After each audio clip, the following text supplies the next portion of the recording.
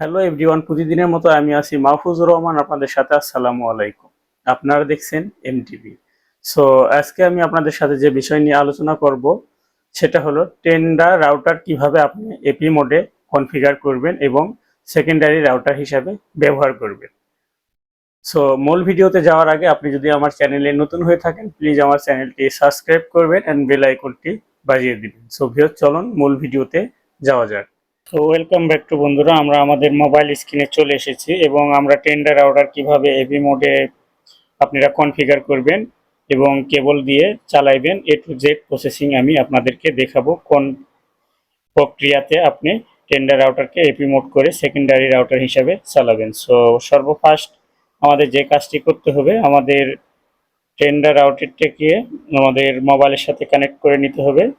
So default অবস্থায় tender কোনো password থাকে না। সো আমি আমার টেন্ডার রাউটারটাকে আমার মোবাইলের সাথে কানেক্ট করে নিলাম।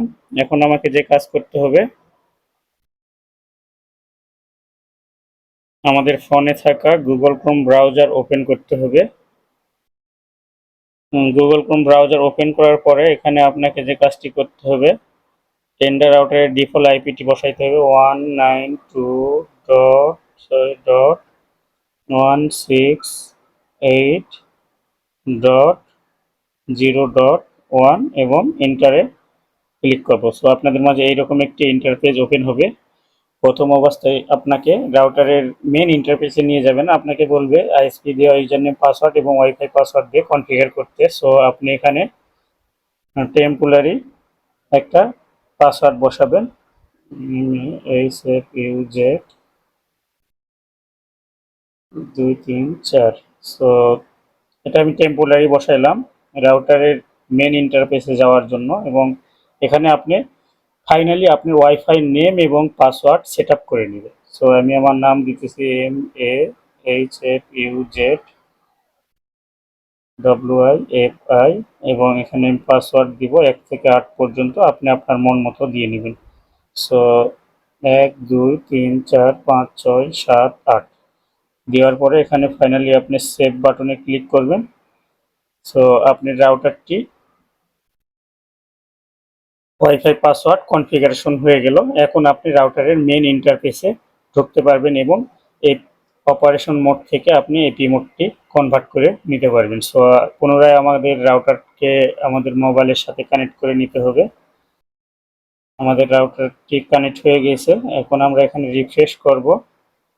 সো এখন আমাদের রাউটারের মেন ইন্টারফেসে নিয়ে এসেছে। সো এখান থেকে আমাদের যে কাজটি করতে হবে, ওয়্যারলেস রিপিটারিং এই অপশনে ক্লিক করতে হবে এবং এখান থেকে ডিজেবল ডব্লিউআইএসপি ইউনিভার্সাল রিপিটার মোড এবং এপি মোড, যেহেতু আপনি কেবল থ্রু চালাইবেন এই জন্য আপনাকে এপি মোডে ক্লিক করতে হবে এবং এখানে সেভ দিতে হবে। আপনি রাউটারটি রিবুট হয়ে এপি মোডে কনভার্ট হয়ে যাবে। সো আমাদের রাউটারটি রিবুট নিতেছে এবং এপি মোডে কনফিগার হইতেছে। সো এখন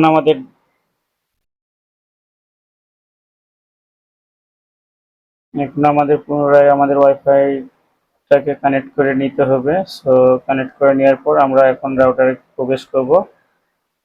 আপনি আইপি দিতে হবে অথবা টেন্ডার রিডাইরেক্ট যে ওয়েবসাইট আছে tenderwifi.net, এটা দিয়েও আপনি প্রবেশ করতে পারবেন এবং এইটা দিয়েও আপনি প্রবেশ করতে পারবেন। যে কোনো একটাতে আপনি প্রবেশ করতে পারবেন। 192.168.0.1 নেক্সটে ক্লিক করব। দেখেন আমাদের রাউটারটা কিন্তু এখন এপি মোডে অলরেডি কনফিগার হয়ে গেছে। এখন আপনি কেবল থ্রু আপনার মেন রাউটারের ল্যান্ড থেকে সেকেন্ডারি যে রাউটার এটার আপনি ওয়ান পোর্টে লাগাই দিবেন, লাগাইলে আপনার ইন্টারনেটটি চলবে। সো দেখেন এখন কিন্তু আমাদের ইন্টারনেট অপশনটি আর নেই, যেটা আইএসপি দেওয়া ইউজার নেম পাসওয়ার্ড বসাতে হয় সেটা কিন্তু এখন নেই। এখন এখানে আছে wireless setting, user management, repeater. এখান থেকে আপনি চাইলে পরিবর্তন করতে পারবেন। এখানে অ্যাডভান্স সেটিংস আছে, ব্ল্যাক লিস্ট করতে পারবেন এই রাউটার থেকে এবং এখান থেকে আপনি আপনার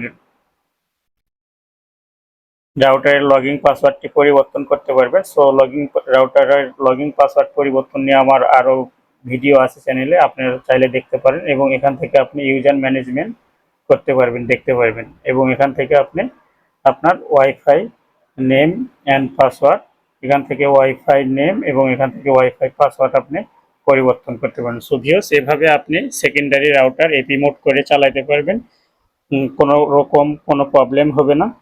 সো আপনি মেন রাউটারে যেরকম স্পিড পাবেন সেকেন্ডারি রাউটারে সেম স্পিড পাবেন এবং এভাবে আপনি আপনার রাউটারকে আপনি কনফিগার করে সেকেন্ডারি রাউটার হিসেবে চালাতে পারবেন। সো ভিডিও যদি আমার ভালো লাগে প্লিজ আমার চ্যানেলটি সাবস্ক্রাইব করে আমার পাশে থাকবেন।